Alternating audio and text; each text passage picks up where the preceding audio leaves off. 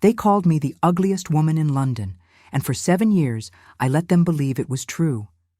What none of them knew, what I guarded like a wound that never quite healed, was that I had chosen my own invisibility the moment I understood that pity was far worse than scorn. I remember the morning everything changed with a clarity that still cuts through me. I was 15. Dressed in pale blue muslin, my hair pinned with the pearl clips my mother had worn on her wedding day. The season had just begun, and my father, the Earl of Ashford, had promised me that this year the ballrooms of London would finally learn my name. I had practiced my curtsy until my knees ached. I had memorized the steps of every dance. I had dreamed, as all girls dream, of a gentleman whose eyes would find mine across a crowded room and see something worth keeping. The carriage accident happened 3 days before my debut. I do not remember the sound of the horses screaming, though my father told me later that it was the most terrible thing he had ever heard.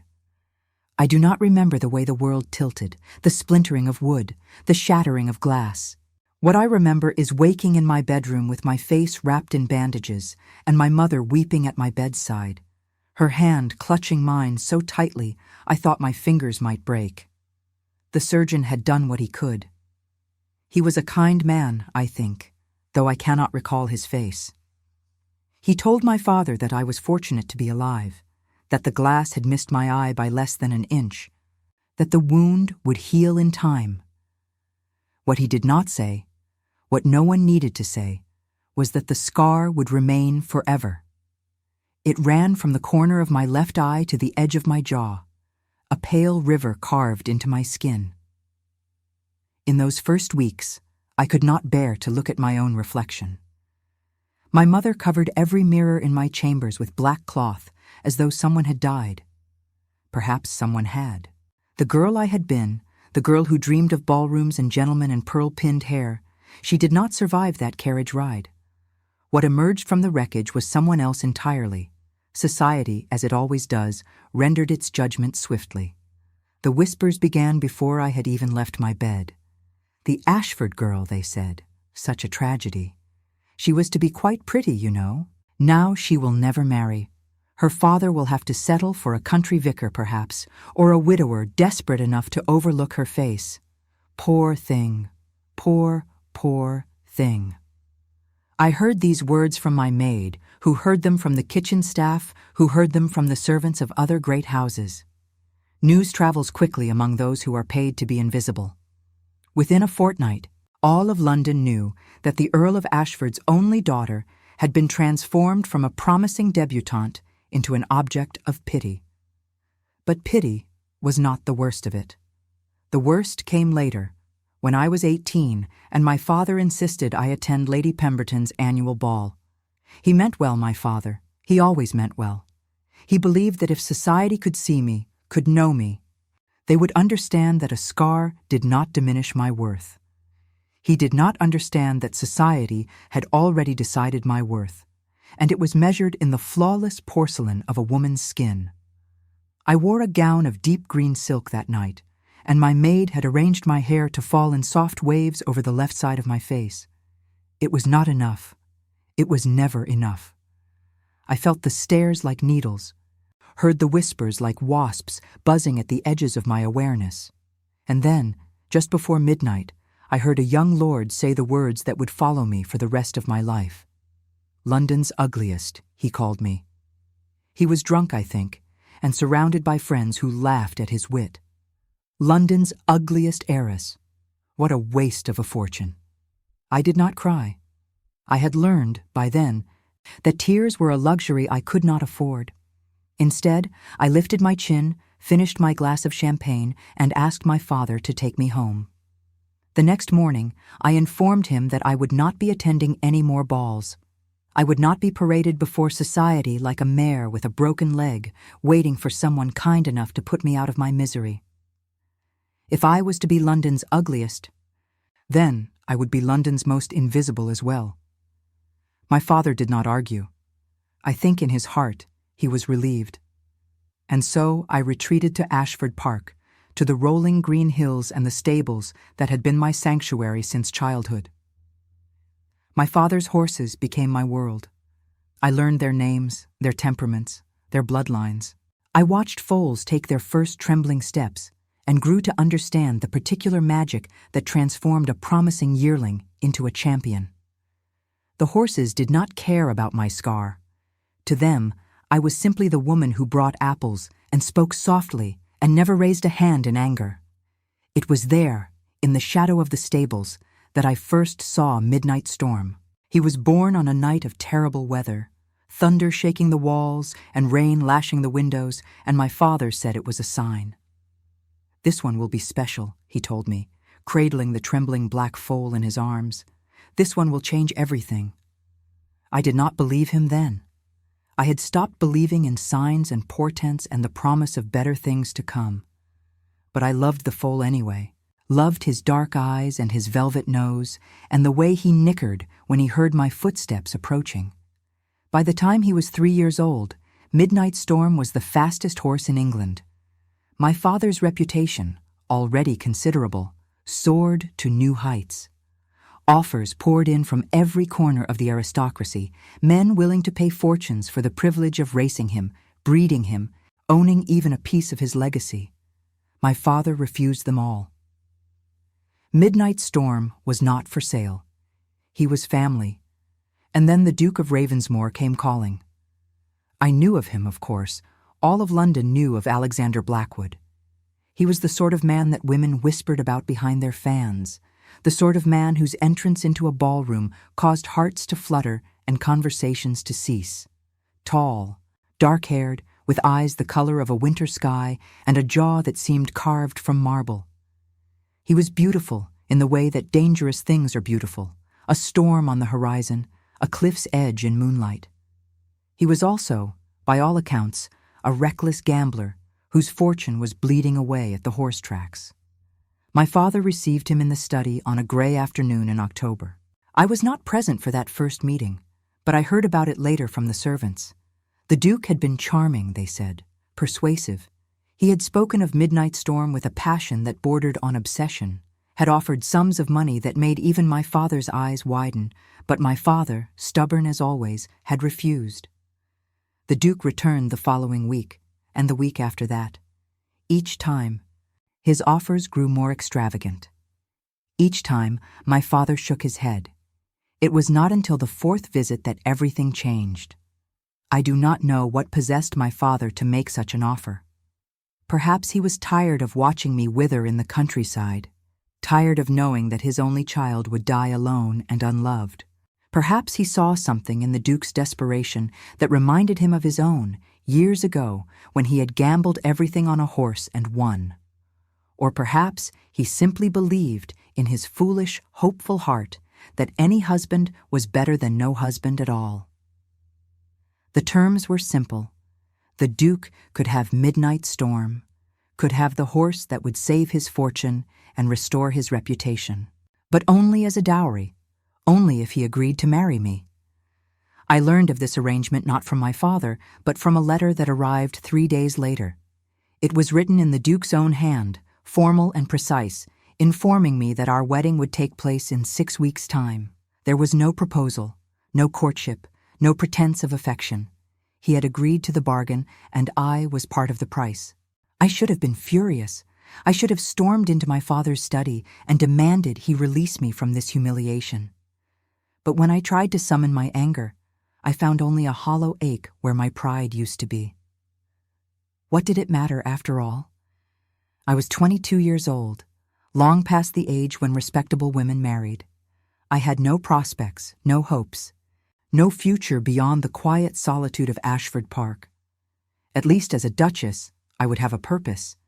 At least I would be more than London's ugliest heiress, gathering dust in the countryside like a forgotten piece of furniture. And so I said yes. The wedding took place on a cold morning in December in the small chapel at Ashford Park.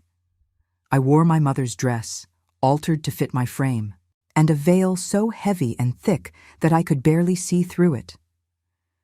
My father had insisted on the veil. He said it was tradition, but I knew the truth. He was ashamed.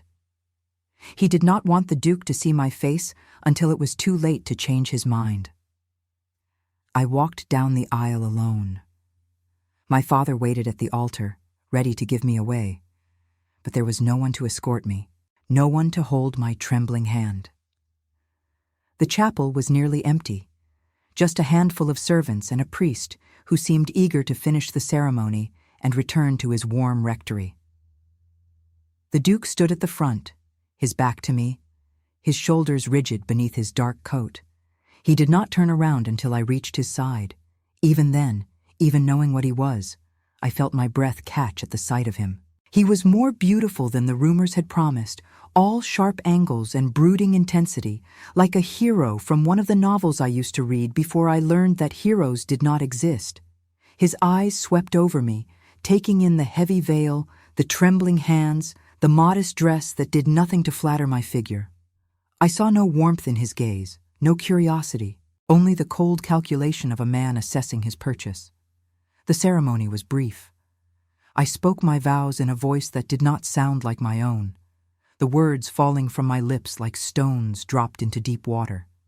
To have and to hold, for richer, for poorer, in sickness and in health. Each promise felt like a lie, a performance for an audience that did not care whether we meant any of it. He spoke his vows in a tone of barely concealed impatience, his eyes fixed somewhere above my head, as though he could not bear to look at the veiled creature he was binding himself to. When the priest pronounced us man and wife, the Duke did not kiss me. He simply offered his arm, led me down the aisle with the brisk efficiency of a man completing an unpleasant errand, and handed me into a waiting carriage. The leather seats were cold despite the fur blankets draped across them, and I shivered as the door closed behind me, sealing me into this new life I had not chosen. We did not speak during the journey to his estate. I sat across from him, my veil still in place, watching the countryside roll past the frosted window. He stared out the opposite side, his jaw tight, his fingers drumming an impatient rhythm on his knee. I wondered if he was thinking of Midnight Storm, of the races he would win, the debts he would pay, the fortune he would rebuild. I wondered if he had thought of me at all. Ravensmoor Hall rose out of the winter mist like a spectre, all gray stone and towering spires and windows that glittered like cold eyes in the fading afternoon light.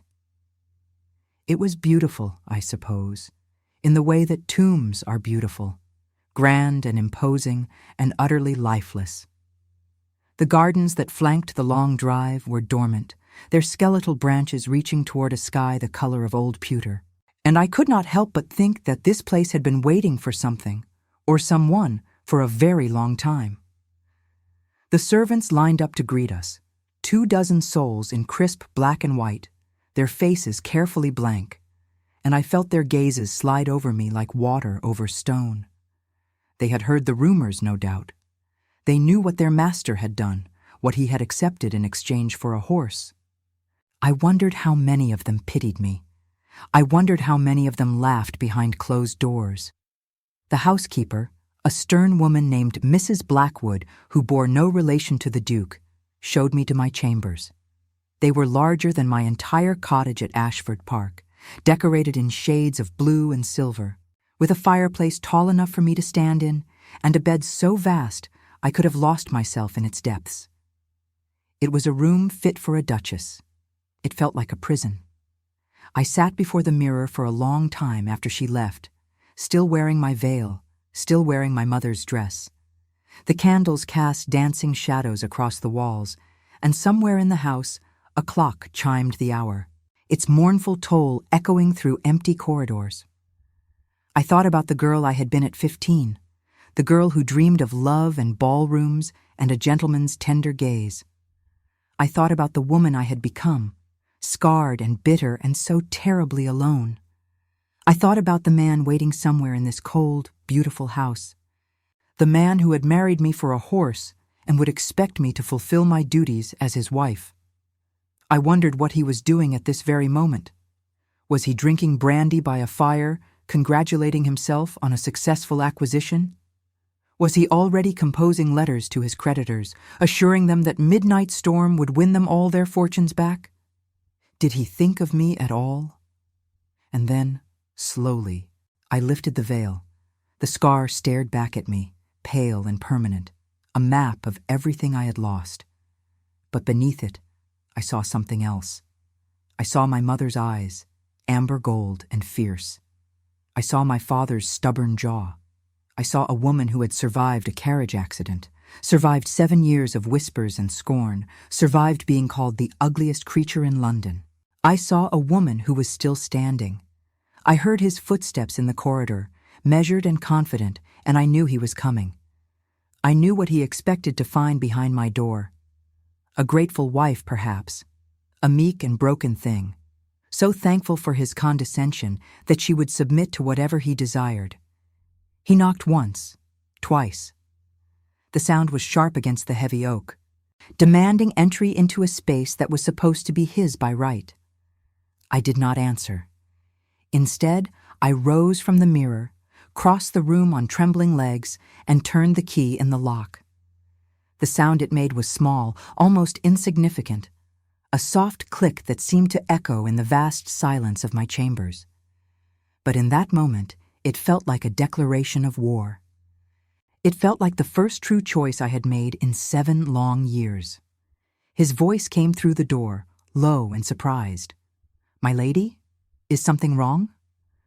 I pressed my palm flat against the wood, feeling the vibration of his presence on the other side, feeling the weight of his confusion, and perhaps, just perhaps, a flicker of something else, something that might have been curiosity.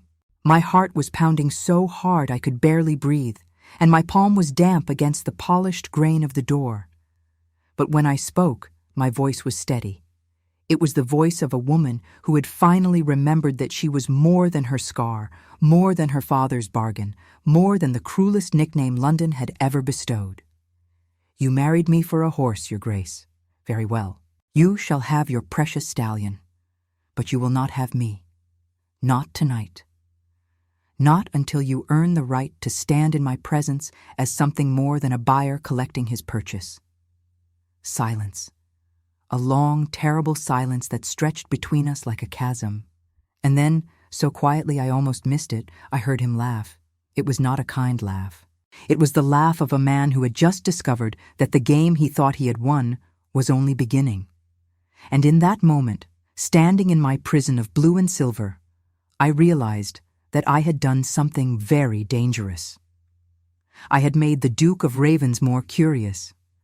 The days that followed my wedding night were a study in silence. I had expected fury.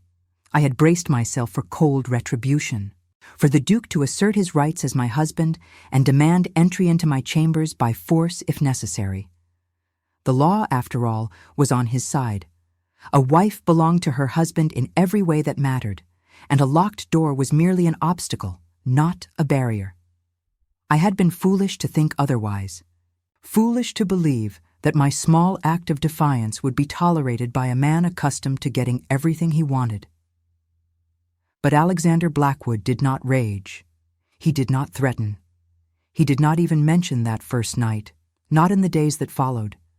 Not in the stilted conversations we shared over breakfast in the cavernous dining room where we sat at opposite ends of a table long enough to seat 30 guests. Instead, he watched me. I felt his gaze like a physical weight, following me through the corridors of Ravensmore Hall, lingering on my face when he thought I was not looking. It was not the gaze of a man who desired his wife. It was the gaze of a man trying to solve a puzzle, to understand how the meek, scarred creature he had purchased had transformed into something unexpected. I did not know whether to be flattered or afraid. The household, for its part, seemed unsure what to make of me.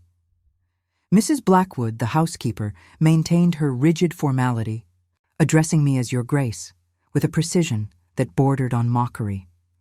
The maids whispered when they thought I could not hear, speculating about the state of my marriage, about the locked door that had become the worst-kept secret in the house. The footmen averted their eyes when I passed, as though my very presence was something shameful. Only one person in Ravensmore Hall treated me as though I belonged there, and she was a child of no more than 8 years old. Her name was Lily, and she was the daughter of one of the kitchen maids, a quiet woman named Sarah who had served the Blackwood family for over a decade. Lily had her mother's gentle eyes and a mop of unruly brown curls that refused to stay pinned beneath her cap. She was not supposed to be in the main house, not supposed to venture beyond the servants' quarters, but she had a way of appearing in the most unexpected places, her small face alight with curiosity. I found her in the library on my 3rd day at Ravensmore Hall, curled up in a window seat with a book nearly as large as she was. She looked up when I entered, and I expected her to scramble away, to apologize for her intrusion and flee back to the kitchens where she belonged. Instead, she simply stared at me, her eyes wide and unafraid. "You are the new Duchess," she said. It was not a question. "I am," I replied, uncertain how to speak to this strange, fearless child. "And you are somewhere you should not be." She shrugged, a gesture so casual it made me want to laugh. "I like the books. Mama cannot read, so she does not know what I am missing. But I taught myself, from the signs in the village and the labels in the pantry. Now I come here when no one is looking. I should have scolded her. I should have sent her back to her mother with a warning to stay where she belonged. But something in her face, something in the defiant tilt of her chin, reminded me of myself at that age, before the accident, before the scar, before I learned that the world was not kind to girls who refused to know their place. "What are you reading?" I asked instead. She held up the book, and I saw that it was a volume of Greek myths, illustrated with engravings of gods and monsters and heroes whose names I had memorized as a child. She had it open to the story of Persephone, the goddess who was stolen by the king of the underworld and forced to live half her life in darkness. "I like this one," Lily said. "She is trapped, but she is also a queen. She has power, even in the place where she does not want to be." I sat down beside her, close enough to see the illustrations, but far enough to give her space. "And what do you think of that?" I asked. "Do you think power is enough, when you are trapped somewhere against your will?" She considered this with the gravity of a philosopher. "I think," she said slowly, "that power is better than nothing, and I think that even queens can find ways to escape if they are clever enough." I thought about those words for the rest of the day. I thought about them as I wandered the silent halls of Ravensmore, as I took my meals in solitude, as I lay awake in my locked chamber listening to the wind howl against the windows. Power is better than nothing. Even queens can find ways to escape. But what if escape was not what I wanted? What if, despite everything, I wanted something far more dangerous? I wanted to be seen. On the 5th day of my marriage, I went to the stables. Midnight Storm had arrived the day after the wedding, transported from Ashford Park in a carriage specially designed for valuable horses. I had not been present for his arrival, but I had heard the commotion from my window, had watched the grooms leading him across the courtyard with the reverence usually reserved for royalty. He was even more magnificent than I remembered, his coat gleaming like polished obsidian, his muscles rippling beneath his skin as he tossed his proud head and surveyed his new domain. The Duke's stables were impressive, I had to admit. They were larger than my father's, built of honey-colored stone with high ceilings and wide stalls that allowed each horse room to move. The smell of hay and leather and warm animal filled my lungs as I stepped through the great doors, and for a moment, I was transported back to Ashford Park, to the only place I had ever felt truly at home. Midnight Storm recognized me immediately. He nickered as I approached his stall, pressing his velvet nose against the bars, and I felt tears prick at my eyes. I had not realized how much I missed him until this moment, had not understood how deeply the bond between us had grown over the years of his young life. "Hello, my darling," I whispered, stroking the white star on his forehead. "Have they been treating you well?" He snorted, as if to say that the accommodations were acceptable, but the company left much to be desired. I laughed, the first genuine laugh I had uttered since my arrival at Ravensmore Hall. and pressed my forehead against his warm neck. That was how the Duke found me. I did not hear him approach. One moment I was alone with my horse, lost in the simple comfort of his presence, and the next I felt the air shift, felt the weight of another's gaze upon my back. I turned, and there he was, standing in the doorway of the stables with the afternoon light behind him, his face cast in shadow. "He comes to you," he said. His voice was low, thoughtful, stripped of the cold formality he usually employed. "I have been watching the grooms try to handle him for days. He will not let anyone near him. But he comes to you." I straightened, acutely aware of my disheveled appearance, of the hay clinging to my skirts and the loose strands of hair that had escaped my pins. "I raised him," I said simply. "From the night he was born. He knows my voice, my scent, my touch. To him I am safety." The Duke stepped closer, and I saw that his expression was different than I had ever seen it. There was no calculation in his eyes, no cold assessment. There was something that looked almost like wonder. "Show me," he said. I blinked. "I beg your pardon? Show me how you do it, how you make him trust you." His gaze flickered to Midnight Storm, who was watching him with the wary suspicion of a creature who had learned that humans were not to be trusted. "I have spent a fortune on trainers and handlers, but none of them can get close to him without risking their lives. Yet you walk in here, and he greets you like a long-lost friend." I hesitated. There was something vulnerable in his request, something that did not fit with the cold, calculating man who had married me for a horse. It would have been easy to refuse him, to use this small power as another weapon in our silent war. But I found that I did not want to refuse. I found that I wanted to show him. "Come here," I said quietly, "but move slowly, and do not look him in the eye." The Duke obeyed, approaching the stall with a caution I had not expected from a man so accustomed to command. Up close, I could see the tension in his shoulders, the careful control he was exerting over every movement. He was afraid, I realized, not of the horse exactly, but of failing, of being found wanting in front of me. It was the first time I had seen him as anything other than a monster. "Give me your hand," I said. He extended his hand, and I took it before I could think better of it. His skin was warm against mine, his fingers long and elegant, the hands of an aristocrat who had never known a day of real labor. I guided his palm to Midnight Storm's neck, pressing it flat against the warm, smooth coat. "Feel his heartbeat," I murmured. "Let him feel yours. He needs to know that you are not a threat." We stood there in silence, the three of us, while the dust motes danced in the afternoon light and the world outside the stable doors faded to nothing. I watched the Duke's face as he felt the horse's pulse beneath his palm, watched the tension slowly drain from his shoulders, watched something crack open behind his eyes. "Why does he trust you?" he asked finally. His voice was barely above a whisper, as though he was afraid of breaking the spell. "What did you do to earn it?" "I did not do anything," I said. "I simply showed up. Every day, without fail, I came to him. I spoke to him. I listened to him. Trust is not something you can buy or demand or take by force. It must be given freely, and it can only be given to someone who has proven they are worthy of it." The Duke's eyes met mine, and I saw something flicker in their winter depths, something that looked almost like recognition. "Is that what you are waiting for?" he asked quietly. "For me to prove myself worthy?" I held his gaze, my heart pounding against my ribs. I did not know how to answer him.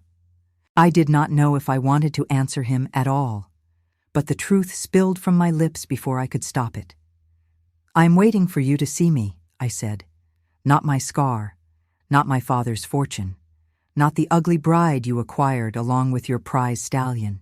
Me, Eleanor, the woman who has spent 7 years being invisible because it was easier than being seen and found wanting. The silence that followed was so complete I could hear my own blood rushing in my ears. The Duke stared at me as though I had spoken in a language he did not understand, as though I had revealed some terrible secret that changed everything he thought he knew. And then, slowly, he lifted his free hand. I froze as his fingers approached my face, certain he meant to touch my scar, to trace the map of my disfigurement with the curiosity of a man examining a curiosity. But he did not touch the scar.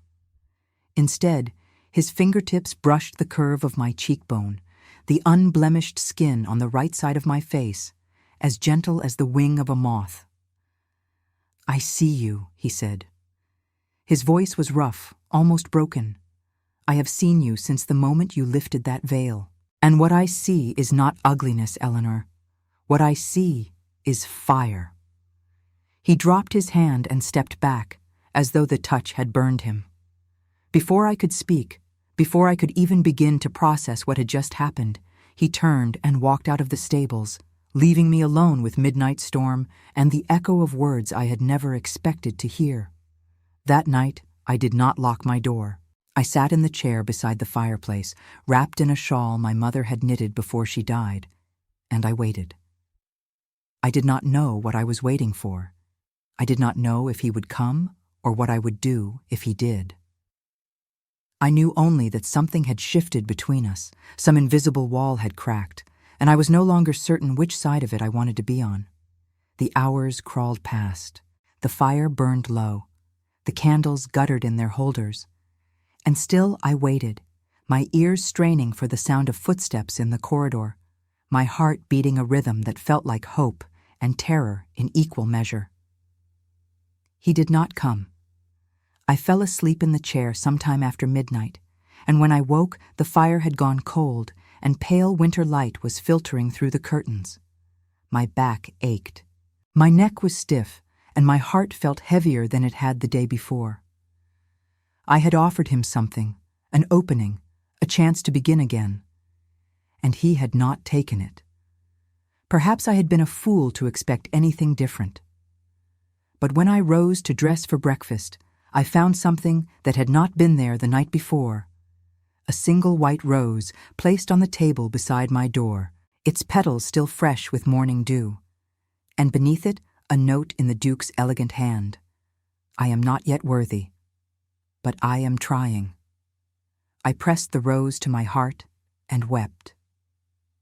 In the days that followed, the household began to notice a change.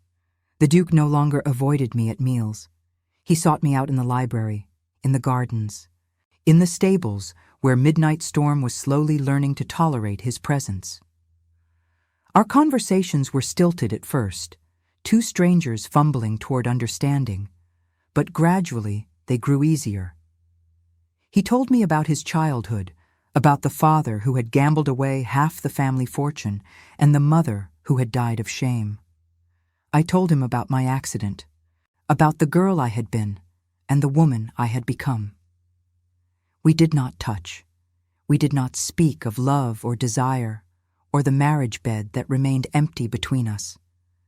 But something was growing in the space we had carved out, something fragile and new, like the first green shoots of spring pushing through frozen ground. And then, 3 weeks after our wedding, a letter arrived that changed everything. It was addressed to me, not to my husband, and it bore the seal of my father's house. I opened it in the privacy of my chamber, my hands trembling with an anxiety I could not name, and read the words that would shatter the fragile peace I had begun to build.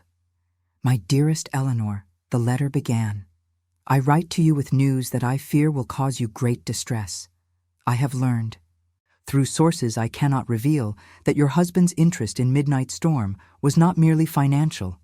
He made a wager, you see, before he ever came to Ashford Park, a wager with Lord Hartington, the man whose horse has dominated the racing circuit for the past 5 years.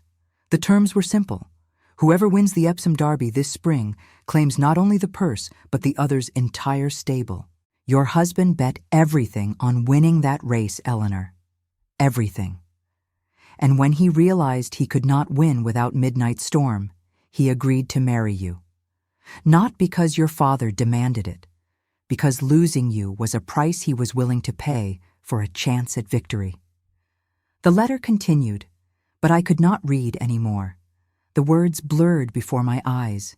Swimming in a sea of tears I had sworn I would never shed again. He had not married me because my father forced his hand. He had married me because I was expendable, because a scarred, ugly bride was a small price to pay for a horse that could win him a fortune. I had been a fool to believe otherwise. I had been a fool to hope. And now I had to decide what to do with the shattered remains of my heart. I burned the letter. I watched the paper curl and blacken in the fireplace, watched my father's words dissolve into ash and smoke, and I told myself that I was burning away the foolish hope that had taken root in my heart. I had known from the beginning what this marriage was. I had known that Alexander Blackwood did not want me, had never wanted me, would never want me. And yet I had allowed myself to be seduced by a white rose and a handful of pretty words. "I see you," he had said. "What I see is fire, lies, all of it, lies." He had seen only what he needed to see, had said only what he needed to say, to keep me docile and compliant while he prepared for his precious race. I was nothing to him but a means to an end, a necessary inconvenience, a scarred face attached to a valuable horse. I dressed for dinner that evening with a calm I did not feel.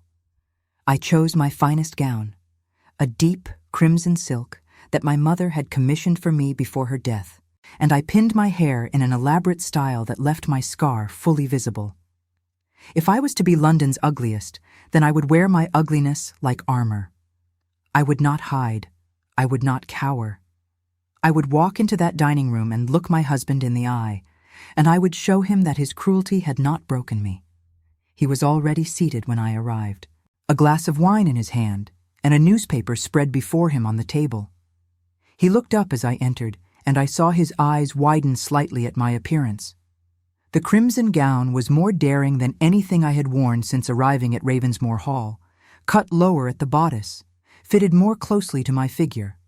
I had dressed to be seen, and I was gratified to note that he was seeing me now. "You look beautiful," he said quietly. The words were a blade between my ribs. Beautiful.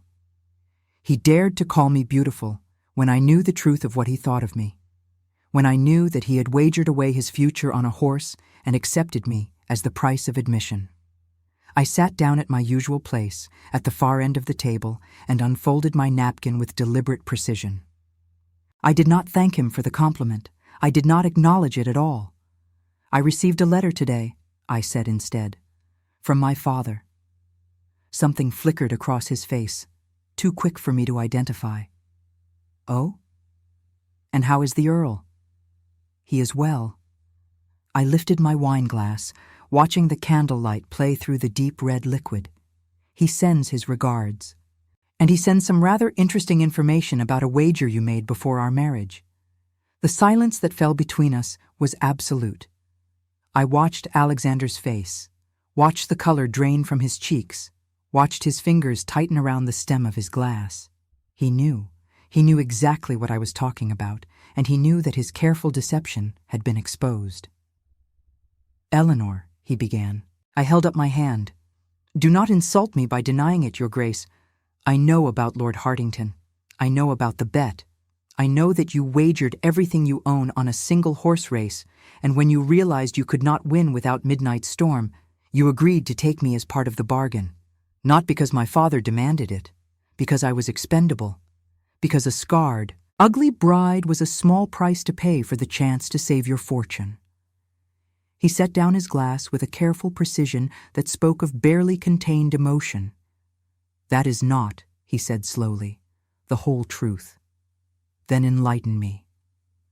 I leaned forward, my voice steady despite the trembling of my hands beneath the table. "Tell me which part of my father's letter was false. Tell me that you did not make that wager. Tell me that you did not marry me solely for my horse." He was silent for a long moment, and in that silence I felt the last fragile threads of hope snap and fall away. He could not deny it. He could not look me in the eye and tell me that I had mattered to him, that I had ever been anything more than a transaction. "The wager is real," he said finally. His voice was low, rough, stripped of all pretense. "I made it 6 months ago, when I was drunk and desperate and convinced that my luck was about to change. Hardington had been taunting me for years, flaunting his victories, reminding me at every turn that I was my father's son, destined to gamble away everything my family had built. I wanted to prove him wrong. I wanted to show the world that I was more than a reckless fool throwing money at horses. And so you bet everything," I said flatly. "Your estate, your fortune, your future." "Yes." He met my gaze, and I saw something in his eyes that looked almost like shame. "I bet everything. And when I realized that I could not possibly win without a horse like Midnight Storm, I went to your father. I offered him anything he wanted, money, land, a title for his grandchildren. He refused it all. He said the only thing he wanted was to see you settled before he died, to know that you would be cared for after he was gone." My heart clenched. My father, my foolish, loving, desperate father, who had spent 7 years watching me wither in the countryside, who had watched society mock and dismiss me, who had never stopped hoping that somewhere, somehow, there was a man who would see past my scar to the woman beneath. He had not forced this marriage on Alexander. He had simply asked for the one thing he wanted most in the world, for me to be wanted. "And you agreed," I whispered, "not because you wanted me, but because you needed the horse." Alexander rose from his chair. He walked the length of the table, his footsteps echoing in the vast silence of the dining room until he stood before me. I had to tilt my head back to meet his eyes, and I hated myself for noticing how the candlelight softened his features, how the shadows carved his face into something almost tender. "I agreed," he said quietly, "because I was a desperate man with no other options. I agreed because I thought you would be easy to manage, a quiet, grateful wife who would stay out of my way while I saved my fortune. I agreed because I did not know you, Eleanor.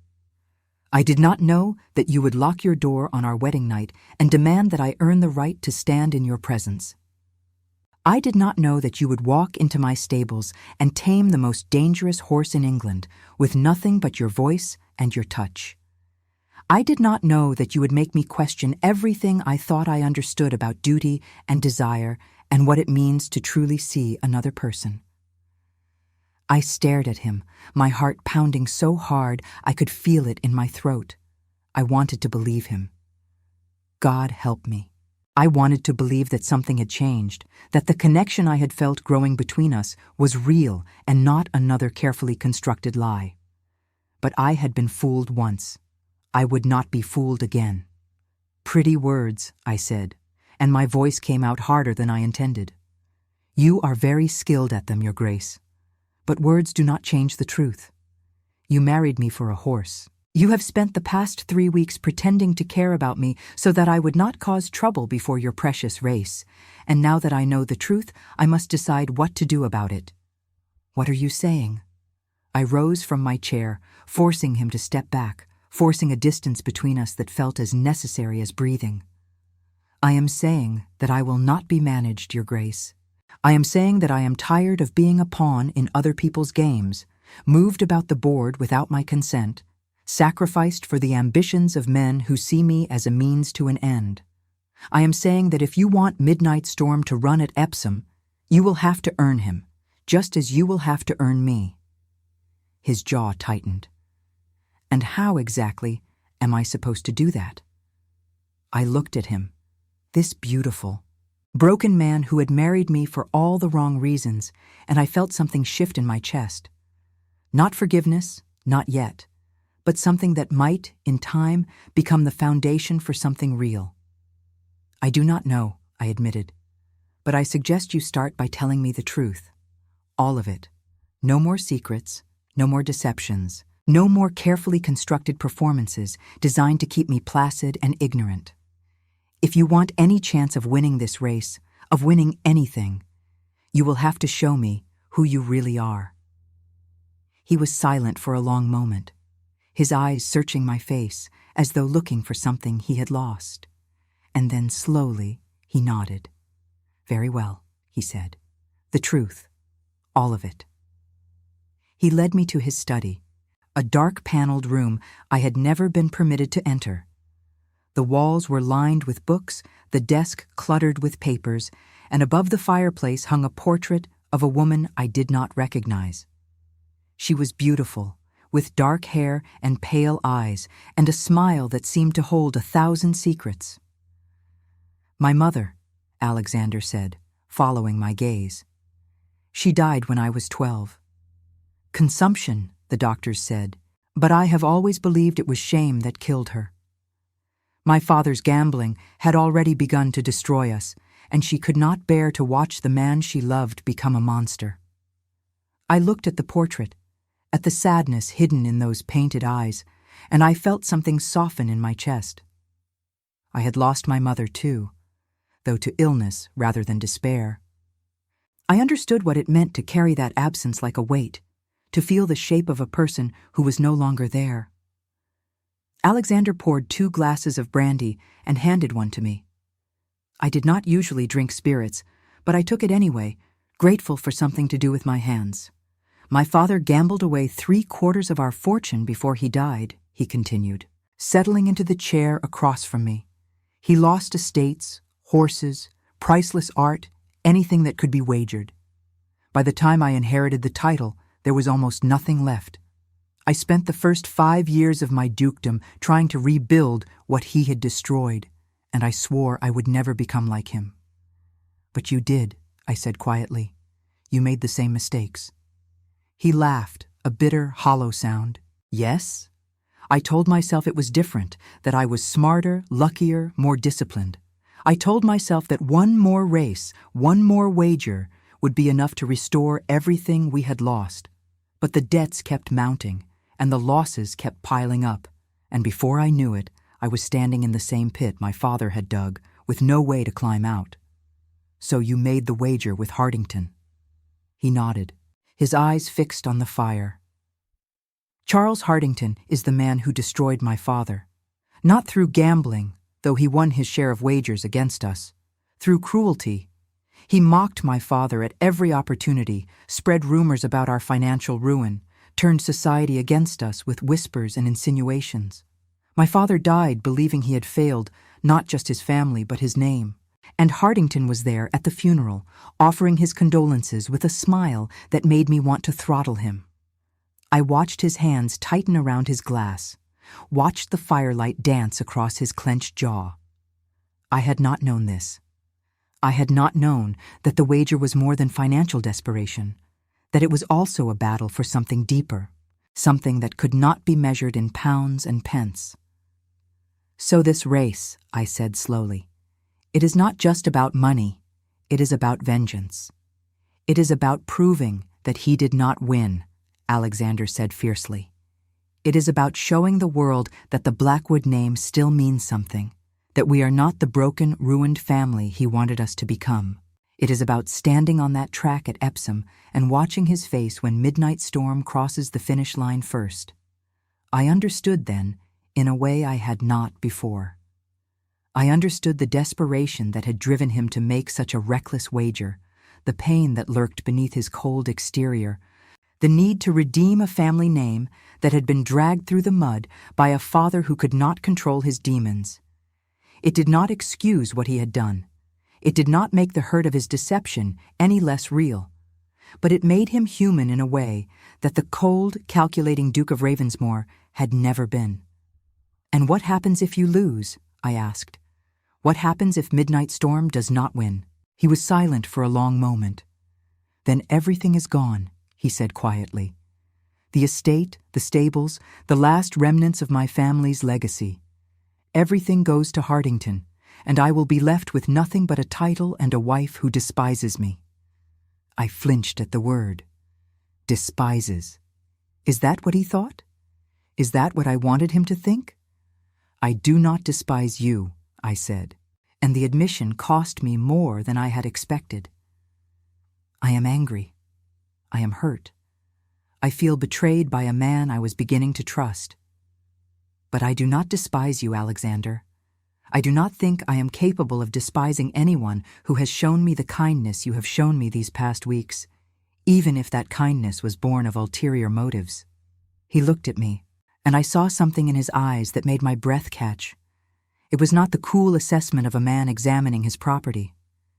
It was something warmer, something almost like hope. It was not born of ulterior motives, he said quietly. Not all of it.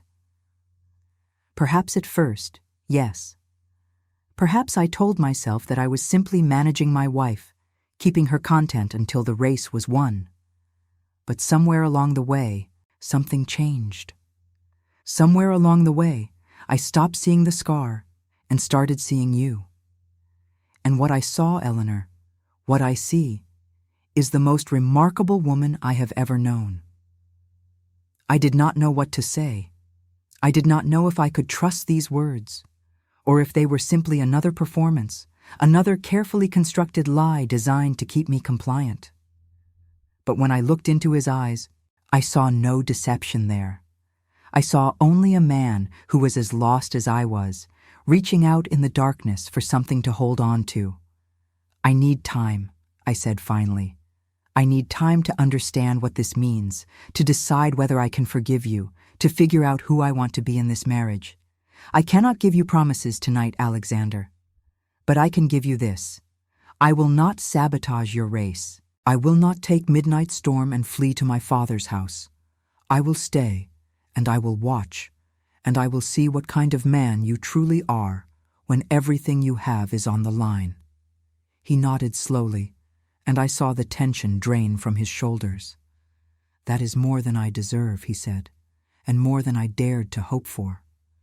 We sat together in silence after that, watching the fire burn low, two strangers who had been bound together by desperation and were only now beginning to understand what that binding might mean.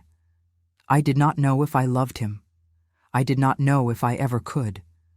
But I knew, as I watched the last embers fade to ash, that something had changed between us, something that could never be unchanged. I retired to my chambers alone, and for the first time since my wedding night, I lay awake, not with anger, but with confusion. The man I had married was not the monster I had believed him to be. He was flawed, yes, desperate, reckless, capable of cruelty, born of desperation. But he was also wounded, grieving, trapped by the legacy of a father who had destroyed everything he touched. In that, at least, we were not so different. I fell asleep with his words echoing in my mind. What I see is the most remarkable woman I have ever known. And when I dreamed not of locked doors and burning letters, but of a man with winter eyes standing in a stable full of light, his hand outstretched, waiting for me to take it.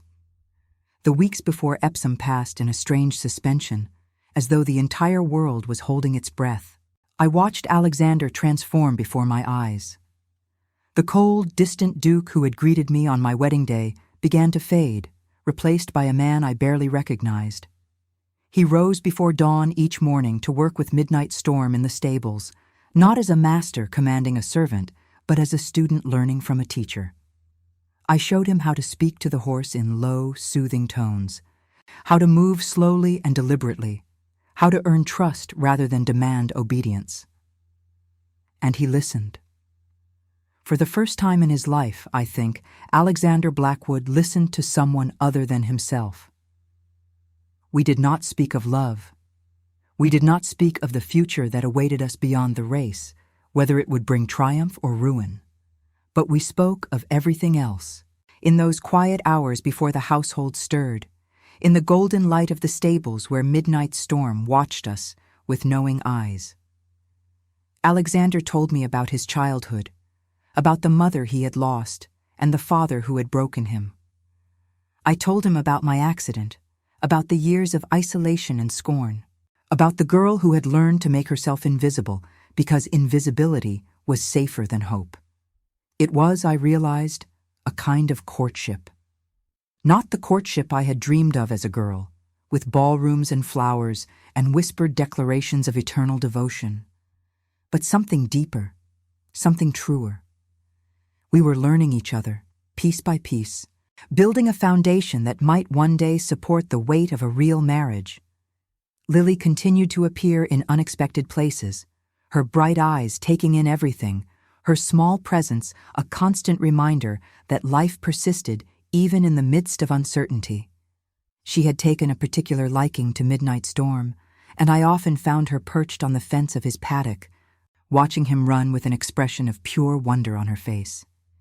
"He is the most beautiful thing I have ever seen," she told me one afternoon, her voice hushed with reverence. "When he runs, it is like he has wings." I smiled, tucking a stray curl behind her ear.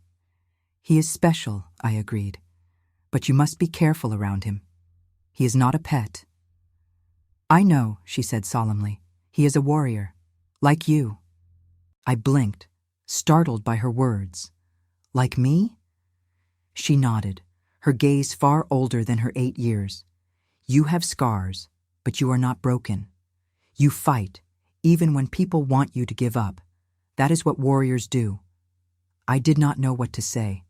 I had never thought of myself as a warrior, had never imagined that anyone could look at me and see strength instead of damage.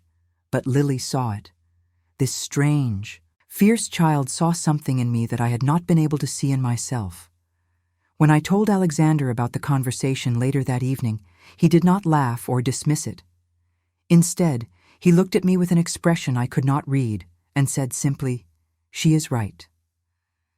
The night before the race, I could not sleep. I wandered the halls of Ravensmoor in my dressing gown, my feet bare against the cold stone floors, my mind spinning with possibilities I could not control. Tomorrow everything would change. Tomorrow Alexander would either reclaim his family's honor or lose everything he had left. And I would be there, watching, waiting, unable to do anything but hope. I found myself in the stables without quite knowing how I got there. Midnight Storm was awake, as though he too sensed the significance of what was to come. He nickered softly when he saw me, pressing his nose against the bars of his stall, and I slipped inside to stand beside him. "You must win," I whispered, running my hands along his neck. Not for Alexander's fortune, not for the wager or the pride or any of the foolish things men care about. You must win because I need to know that good things can still happen.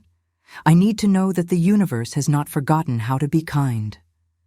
The horse snorted, as if to say that he would do his best but could make no promises. I laughed, despite myself, a small, broken sound in the darkness of the stable. "I know," I said. "I know it is not fair to put such weight on you. But you are all I have left to believe in." "That is not true." I spun around, my heart leaping into my throat. Alexander stood in the doorway of the stall, his hair disheveled, his shirt untucked, as though he had come straight from his bed. He looked younger in the dim light, softer, stripped of the armor he wore during the day. "You are not all she has," he continued, stepping into the stall. His eyes never left mine. "She has me. Whatever happens tomorrow, Eleanor, you have me. I may not be worthy of your trust yet. I may not have earned the right to stand beside you as anything more than the man who bought you for a horse. But I am here, and I am not going anywhere." I stared at him, my throat tight with emotions I could not name. The past weeks had taught me many things about Alexander Blackwood, about the pain he carried and the pride he wore like armor and the desperate hunger beneath his cold exterior. But this was something new. This was vulnerability, raw and unguarded, offered to me like a gift. "Why are you telling me this?" I asked. "Why now, the night before the race?" "Because I may not have another chance," he said simply. "Because tomorrow I will be consumed by the race, by the wager, by the need to prove myself to a world that has already written me off as my father's son. And I did not want to face that without telling you the truth." "What truth?" He took another step closer, close enough that I could feel the warmth of his body, could smell the sandalwood and leather scent that clung to his skin. His eyes were fixed on mine, and in their depths I saw something that made my breath catch. "That I love you," he said. "Not because you came with a prize stallion. Not because you are beautiful, though you are. More beautiful than you will ever believe. I love you because you are fierce and proud and utterly unwilling to be broken by a world that has tried its best to destroy you. I love you because you locked your door on our wedding night and demanded that I become someone worthy of you. I love you because every moment I spend in your presence makes me want to be a better man than I have ever been." The words hung between us, fragile and impossible, and I did not know what to say. I had dreamed of love once, before the accident took that dream from me. I had imagined a gentleman in a ballroom, a dance, a courtship conducted according to all the proper rules of society. I had never imagined this, a confession in a horse stall in the middle of the night, from a man who had married me for all the wrong reasons and somehow become everything I never knew I needed. "Alexander," I began, but he shook his head. "You do not have to say anything," he said. "I did not tell you this to demand a response. I told you because you deserve to know, because I could not face tomorrow with this secret sitting heavy in my chest. Whatever you feel, whatever you decide, it will not change what I just said. I love you, Eleanor. And I will spend the rest of my life trying to be worthy of that love, whether you ever return it or not." He turned to go, and I felt something crack open inside me, something that had been locked away for 7 years behind walls of fear and self-protection. I reached out and caught his hand, my fingers closing around his, and he froze. "Do not go," I said. My voice was barely a whisper, but in the silence of the stable, it seemed to echo like a shout. "Stay with me. Please." He turned back, his eyes searching my face, and I saw hope there, fragile and desperate, and so painfully familiar. I had worn that same expression once, long ago, before I learned that hope was a luxury I could not afford. But perhaps I had been wrong. Perhaps hope was not a luxury but a necessity, the thing that kept us alive when everything else had been stripped away. I stepped closer to him, close enough to feel his breath on my skin, close enough to see the rapid pulse beating in his throat. I reached up and touched his face, tracing the line of his jaw, the curve of his cheekbone, the place where his brow furrowed with confusion and longing. "I do not know if I love you yet," I said honestly. "I do not know if I am capable of love after everything that has been taken from me. But I know that when I am with you, I feel like myself again. Not the ugly heiress, not the scarred recluse, not the woman who learned to disappear rather than be seen and found wanting. Just Eleanor. Just me." "That is enough," he said hoarsely. "That is more than enough." And then he kissed me.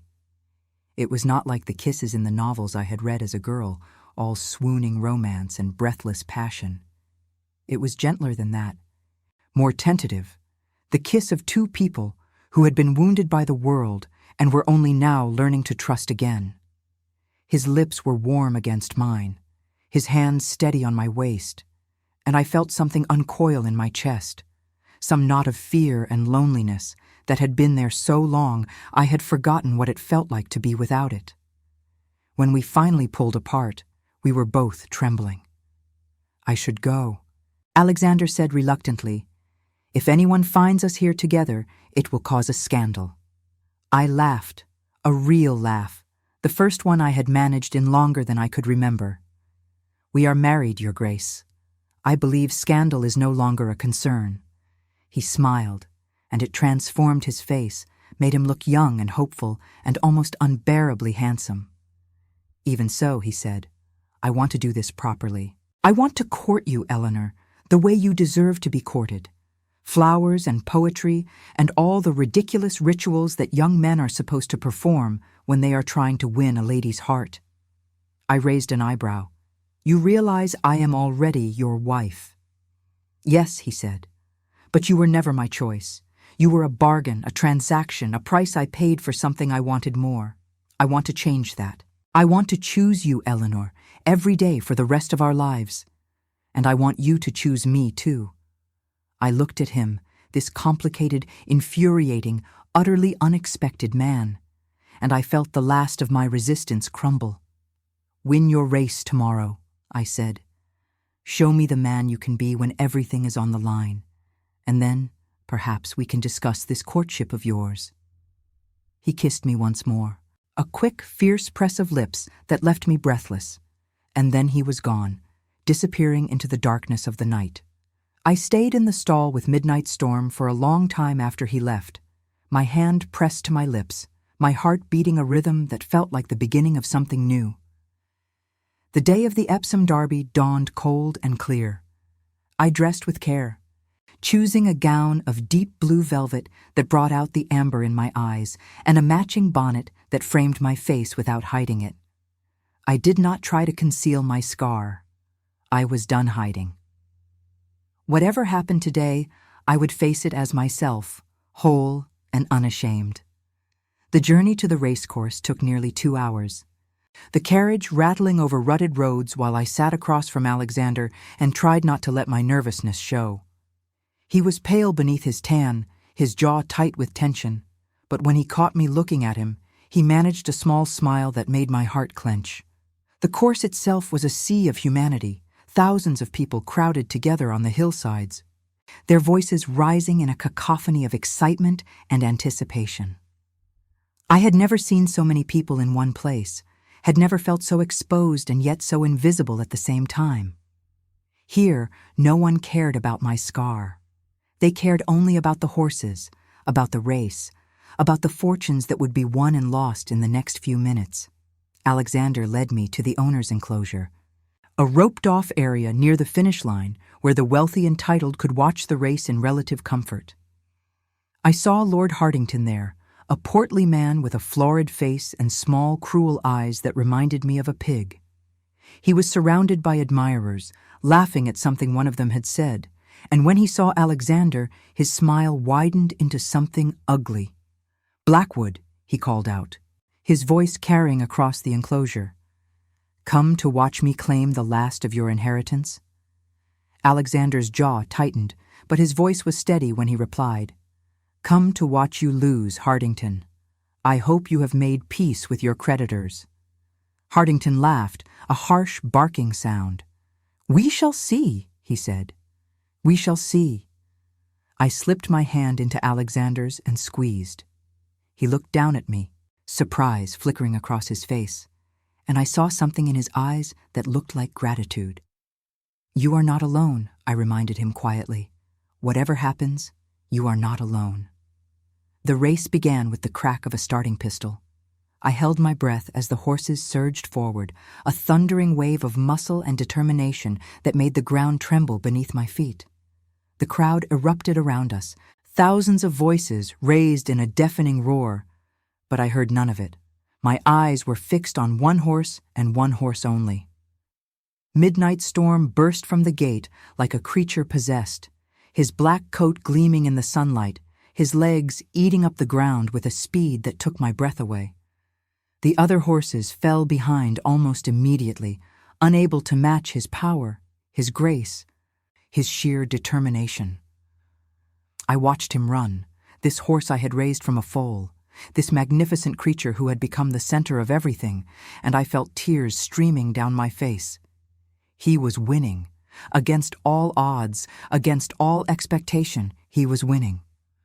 The crowd roared as he crossed the finish line, 3 lengths ahead of his nearest competitor. And I heard Alexander make a sound that was half laugh, half sob. He turned to me, his face alight with joy, and swept me into his arms, lifting me off my feet, spinning me around in front of God and everyone. "We won," he breathed against my ear. "Eleanor, we won." I clung to him, laughing and crying at the same time, and I did not care who was watching. Did not care about propriety or scandal or any of the rules that had governed my life for so long. In that moment, there was only Alexander and me and the impossible, miraculous truth of what had just happened. We had won. When Alexander finally set me down, I saw Hartington standing at the edge of the enclosure, his face purple with rage. He stared at us with an expression of pure hatred, and I felt a chill run down my spine despite the warmth of the day. "This is not over," Hartington spat. "Do you hear me, Blackwood? This is not over." Alexander met his gaze steadily. "Yes, it is," he said. "You lost, Hartington. Accept it with whatever grace you can muster and move on." For a moment, I thought Hartington would strike him. His hands clenched into fists at his sides, his whole body trembling with suppressed fury. But then something shifted in his expression, something calculating and cold, and he turned away without another word. I watched him go, his broad back disappearing into the crowd, and I could not shake the feeling that we had won the battle, but not the war. There was something in his eyes, something in the careful way he had controlled his rage, that spoke of plans and vengeance yet to come. But that was a worry for another day. Today, we had won. Today, Alexander had reclaimed his family's honor and secured their future. Today, for the first time since my accident, I had stood in public without shame, without fear, and I had been seen not as London's ugliest, but as the Duchess of Ravensmore, the woman who had helped tame the most magnificent horse in England. Alexander took my hand as we walked back to our carriage, and I let him. The weight of his fingers intertwined with mine felt like an anchor, like something solid and real in a world that had always felt so uncertain. Whatever came next, we would face it together. And that, I was beginning to understand, made all the difference. The weeks following Epsom were the happiest I had ever known. Alexander was transformed. The weight that had pressed upon him for so long, the shadow of his father's failures and his own desperate gambles, seemed to lift from his shoulders overnight. He laughed more. He smiled more. He courted me with a devotion that would have seemed absurd had it not been so utterly sincere, bringing me flowers from the greenhouse each morning, reading poetry to me by the fire each evening, stealing kisses in shadowed corridors when he thought no one was looking. I found myself falling in love with him. Not the sudden, thunderbolt love of novels and fairy tales, but something slower, deeper, more profound. I fell in love with the way he listened when I spoke, as though my words were the most important thing in the world. I fell in love with the patience he showed Midnight Storm, the gentleness that lurked beneath his aristocratic reserve. I fell in love with the man he was becoming, the man he had always been capable of being, if only someone had believed in him enough to show him the way. We consummated our marriage on a night in late spring, when the gardens of Ravensmore were heavy with the scent of roses and the moon hung full and silver in a cloudless sky. I will not speak of the details, for some things are too sacred to share. But I will say this. When Alexander touched me, when his hands traced the landscape of my body with reverence and wonder, I felt beautiful for the first time in 7 years, not despite my scar, but because of everything I was, everything I had survived, everything I had become. Afterward, lying in his arms with my head on his chest and his heartbeat steady beneath my ear, I wept. Not from sorrow, but from the sheer overwhelming relief of being seen, being wanted, being loved. "You are crying," Alexander murmured, his fingers threading through my hair. "Did I hurt you?" "No," I whispered. "You healed me." Society, predictably, was less easily won. The news of our marriage had spread through London like wildfire, carried on the tongues of gossips who delighted in every salacious detail. The Duke of Ravensmore had married the ugliest woman in London for a horse. He had won the Epsom Derby and defeated his rival, but at what cost? What kind of man would bind himself to such a creature? And what kind of woman would accept such a humiliating bargain? I heard the whispers when we attended our first ball together, a grand affair at the Hartington estate of all places. Charles Hartington had issued the invitation himself, a gesture of supposed reconciliation that neither Alexander nor I believed for a moment. But to refuse would have been to show weakness, and we had learned that weakness was something the Ton exploited without mercy. I dressed carefully for the occasion, choosing a gown of midnight blue silk that hugged my figure and left my shoulders bare. My hair was swept up in an elegant arrangement that left my face fully visible, scar and all. I wore no jewelry except for my wedding ring and a simple strand of pearls that had belonged to my mother. When I descended the staircase of our townhouse in London, Alexander was waiting at the bottom. He looked up at me, and for a moment he simply stared, his lips parted, his eyes dark with an emotion I could not name. "You are magnificent," he said finally. His voice was rough, almost reverent. "Eleanor, you are the most magnificent woman I have ever seen." I smiled, feeling a warmth spread through my chest that had nothing to do with the fire burning in the grate. "Then let us show them," I said. "Let us show them all." The Hartington ball was everything I had expected and feared. The ballroom was a glittering sea of silk and diamonds, filled with the cream of London society, and every eye turned toward us as we were announced at the top of the stairs. I felt the weight of their gazes like physical pressure, felt the whispers ripple through the crowd like wind through wheat. The chandeliers above cast their merciless light upon us, upon me, and I knew that every flaw, every imperfection, every inch of my scarred face was visible to the hundreds of people gathered below. "There she is," someone murmured. "The ugly Duchess." Another voice, not bothering to whisper, "I heard he only married her for the horse. Can you imagine?" I lifted my chin and placed my hand on Alexander's arm. He covered my fingers with his own, a small gesture of solidarity that steadied my trembling heart. We descended the stairs together, and I did not flinch, did not falter, did not give them the satisfaction of seeing me cower. I had spent too many years cowering. Tonight, I would show them what it meant to be the Duchess of Ravensmore. Hartington greeted us at the bottom, his smile wide and false, his eyes glittering with something that looked like anticipation. "Ravensmore," he said smoothly, "and the lovely Duchess. How good of you to come." Lovely, I thought. He said it as though it were a jest, a private joke at my expense. But I simply smiled and inclined my head, refusing to let him see how his words cut. The evening progressed much as I expected. We danced, we made polite conversation, we pretended that we did not notice the stares and whispers that followed us everywhere we went. Alexander was a perfect partner, attentive and protective, shielding me from the worst of society's cruelty with his mere presence. But I could see the tension in his jaw, could feel the anger simmering beneath his careful control. It was nearly midnight when everything changed. I had excused myself to find the retiring room, needing a moment of solitude to gather my composure.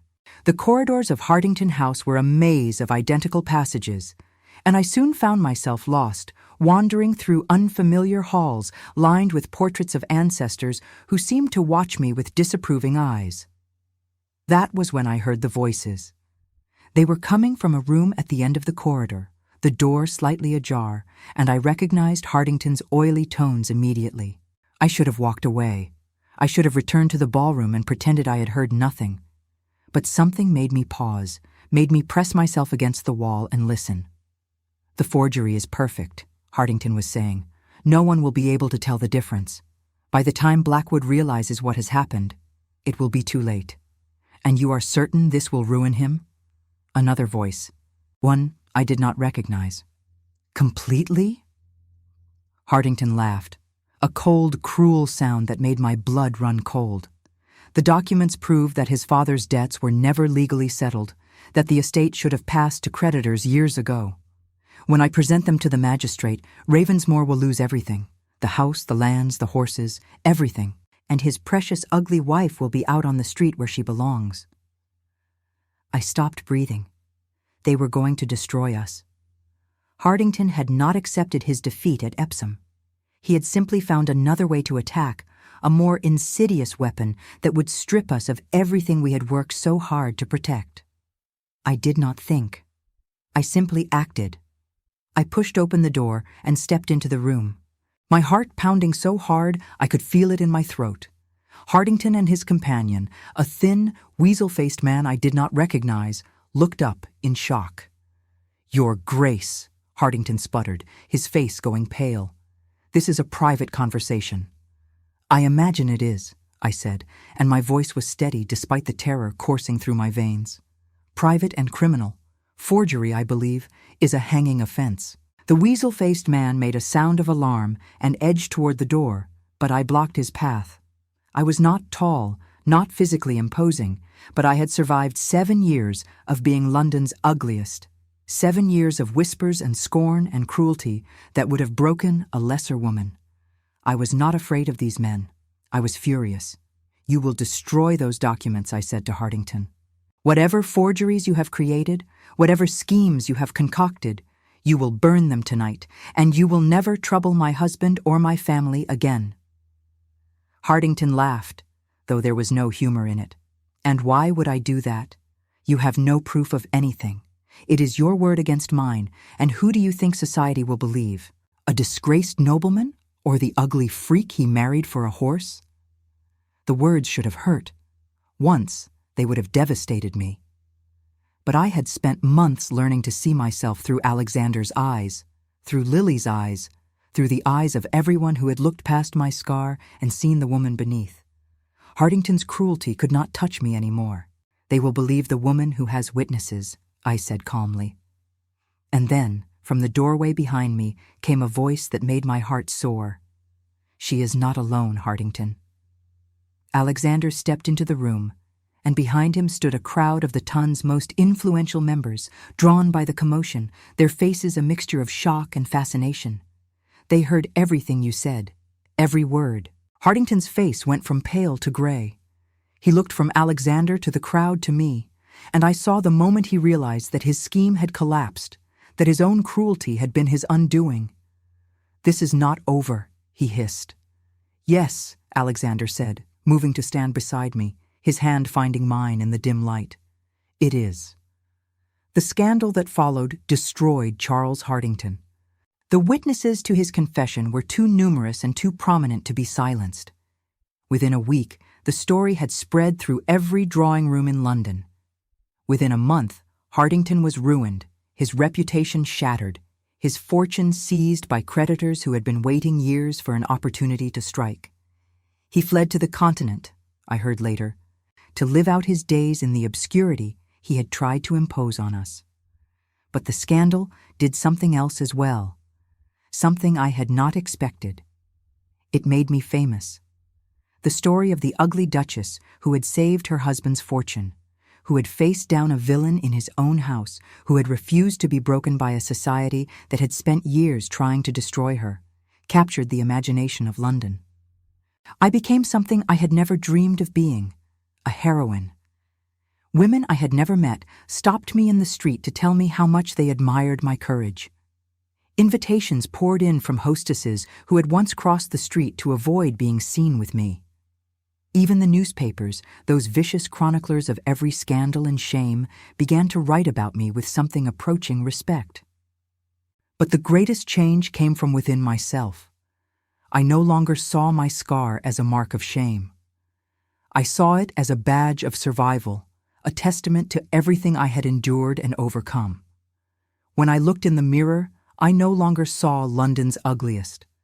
I saw Eleanor Blackwood, Duchess of Ravensmore, a woman who had been knocked down by fate and had risen stronger. A woman who had found love in the most unlikely of places. A woman who had learned finally to see herself as others saw her, as Alexander saw her. 1 year after our wedding, on a morning bright with autumn sunshine, I gave birth to our first child.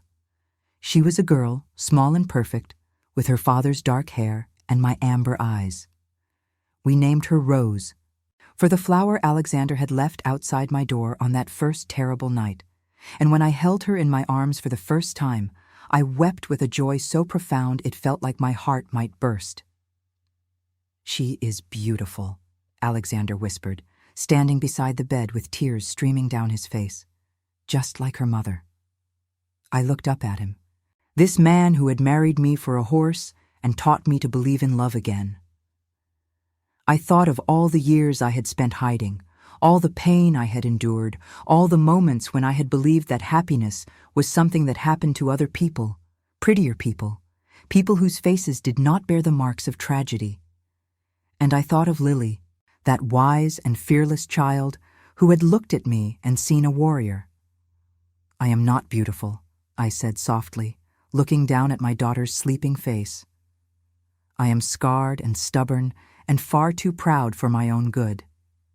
But I am loved, and that, I think, is worth more than beauty could ever be." Alexander leaned down and kissed me, a gentle press of lips that spoke of everything we had been through, everything we had become. "You are wrong," he said against my mouth. "You are the most beautiful woman in the world, and I will spend the rest of my life making sure you know it." Outside the window, the leaves were turning gold and crimson, and somewhere in the distance I could hear the sound of Midnight Storm running in the paddock, his hooves drumming a rhythm that sounded like victory. Lily would be in the kitchen with her mother, perhaps reading a book she was not supposed to have, perhaps dreaming of the day when she too would discover that scars and struggles did not define a person. I held my daughter close and smiled. They had called me London's ugliest. They had whispered behind their fans and crossed the street to avoid me. They had tried to break me with their cruelty and their judgment and their narrow, small-minded ideas about what a woman should be.